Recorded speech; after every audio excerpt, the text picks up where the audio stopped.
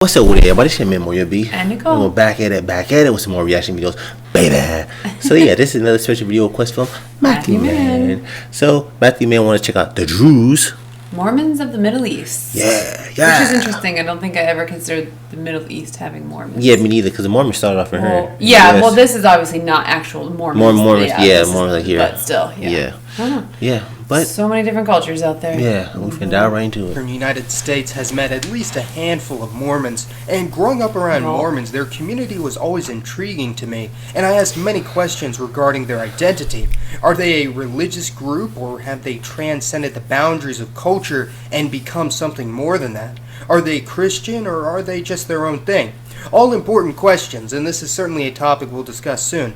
But another group that I have seen unparalleled similarities to are the modern Druze people and their faith located in the Levant in the Middle East. The Druze are a prime example of an ethno-religious community, meaning their members are born, live, and die in the Druze community. And today we're going to discuss the history, culture, genetics, and modern lifestyle of one of the Middle East's most enigmatic peoples. The history of the Druze people begins a few hundred years after the death of Muhammad and explosion of Islam in the Middle East and North Africa, during a time when the bulk of the Islamic world was under the control of the Fatimid Caliphate, and the Druze originally began as a sect of Islam that was highly influenced by Gnosticism, which has its roots in Judeo-Christian philosophies, and also influenced Yazidis and Mandaeans and other sects of Islam. Interestingly, the name for the modern Druze people actually comes from Muhammad ad-Darazi, an early Druze preacher whom the Druze subsequently cast out of the community as a heretic, and the neighboring Muslims would refer to the sect as Druze almost in a pejorative or derogatory manner. But the name stuck, and that's what they refer to themselves as to this day. Additionally, the Druze faith began to incorporate elements of Hinduism and even ancient Hellenism into their traditions, and hence it is difficult to classify them as either Muslims or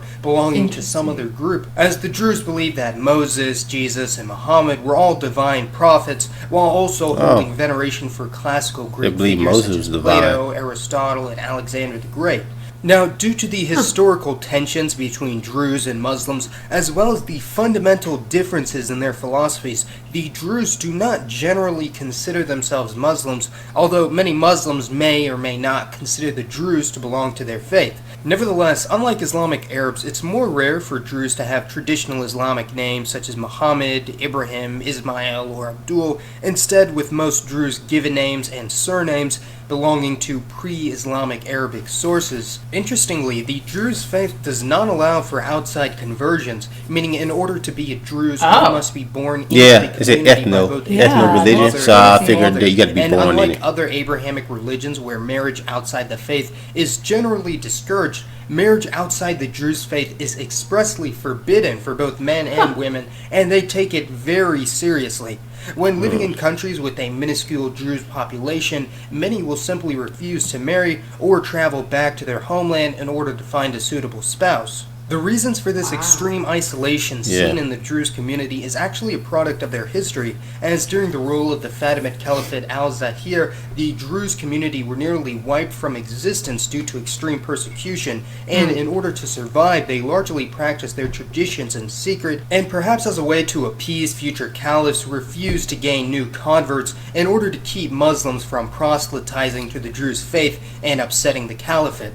Even after this, the Druze had few allies, although during the Crusades, the Druze were heavily opposed to and fought against the Catholic Crusaders in the Levant, and this is how they started to gain favor with the Islamic masses, while also gaining political power and setting up the stage for their extreme patriotism and loyalty to their host countries seen today.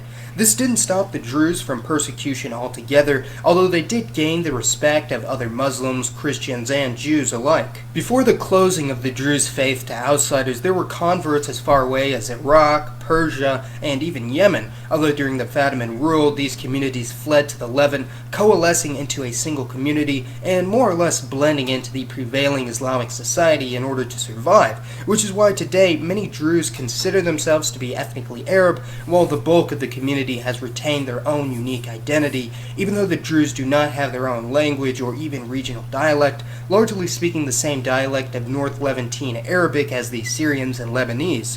During the French colonial rule in Syria, the Druze did briefly have their own state known as Jabal al-Druze, which was a mandate of France along with the state of Aleppo, state of Damascus, and the Alawite state, with the Alawites being similar to the Druze since they started off as a distinct sect of Islam, with many considering themselves to be ethnically distinct from other Islamic Arabs. And the Alawites hold a disproportionate amount of power, although eventually the Druze state would be absorbed by the newly independent Syrian Republic.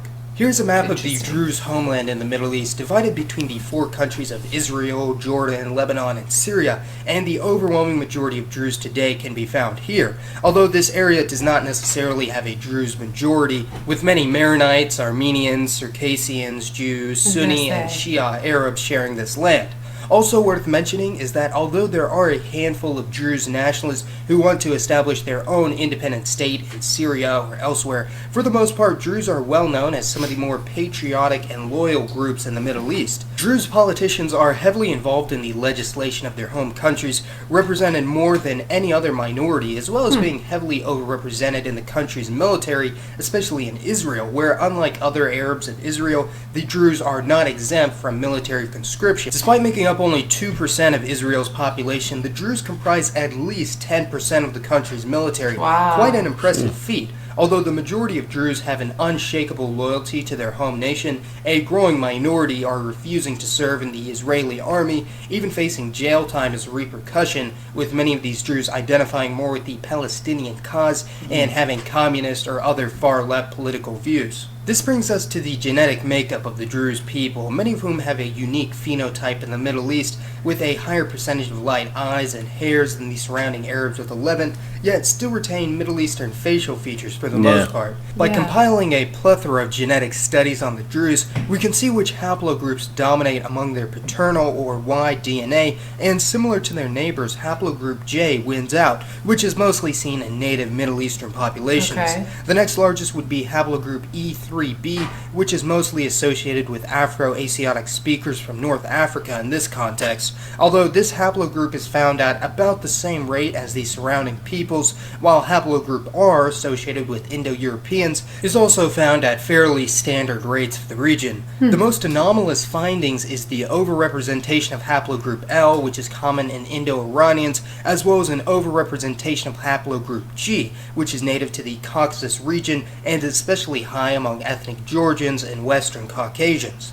Other than this, the genetic makeup of the Druze is fairly similar to the Levantine Arabs that surround them, being especially similar to Lebanese Arabs, as you can see by this chart. Although historically, the Druze did not participate in the trans-Saharan slave trade that saw countless numbers of sub-Saharan Africans transplanted to the Arabian Peninsula, and this is extremely evident in a country like Yemen, where up to 40% of their mitochondrial or maternal DNA is of sub-Saharan African origin. So judging by this data and the highly endogamous nature of the Druze community throughout the 1,000 years of their existence, we can largely assume that the Druze are pretty much a snapshot of medieval Middle Eastern demographics without admixture from the progressive waves of immigrants that also influenced the region.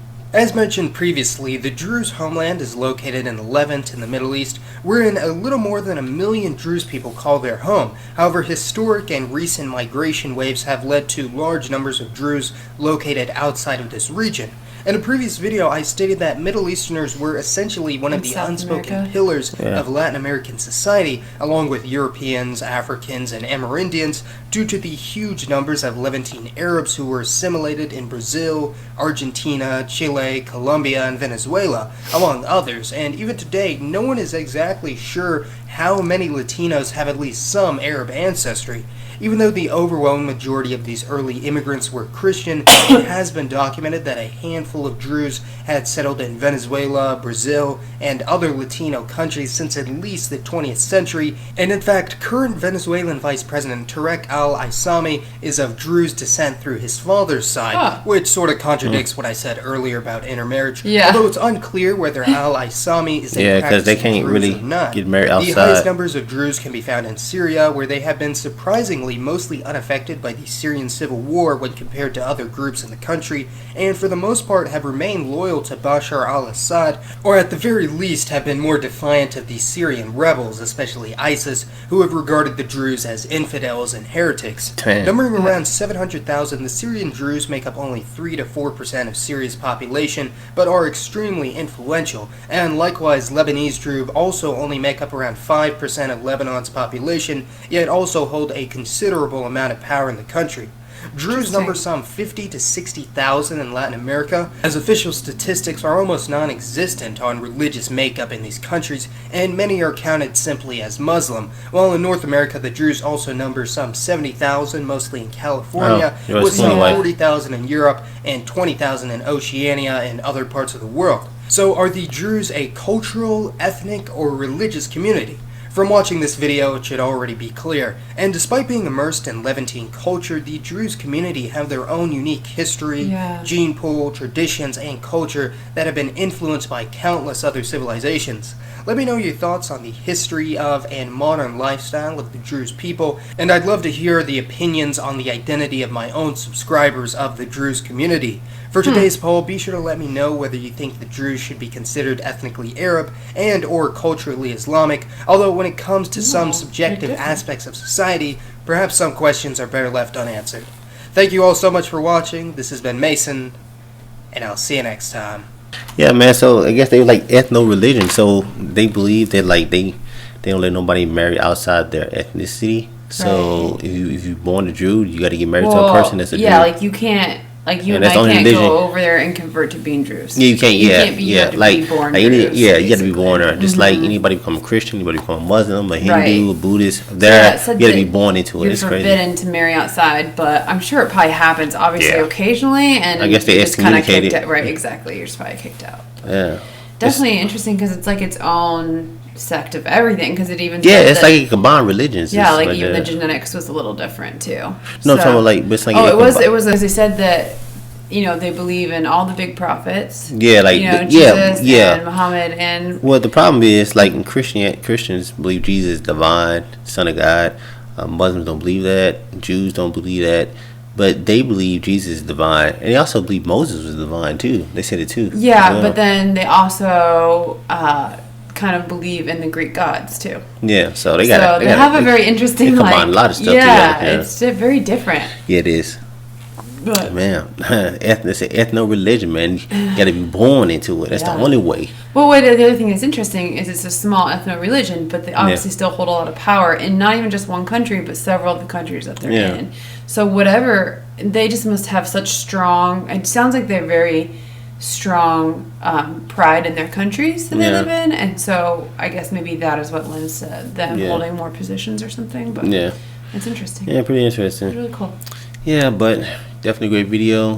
Thank you, Matthew, man. Thank you again for your support and your requests. But we about to go to the end of this video. If you want to send us a special video request, check out the link to our Streamlab. It's going to be on our description and our video cards. And make sure to provide your link and keep the videos under 12 minutes. Don't forget to subscribe. And thumbs it up. Turn on notifications. It's your man, Boy B. And Nicole. We're going to catch you on the next. Stay awesome. Peace and love, baby.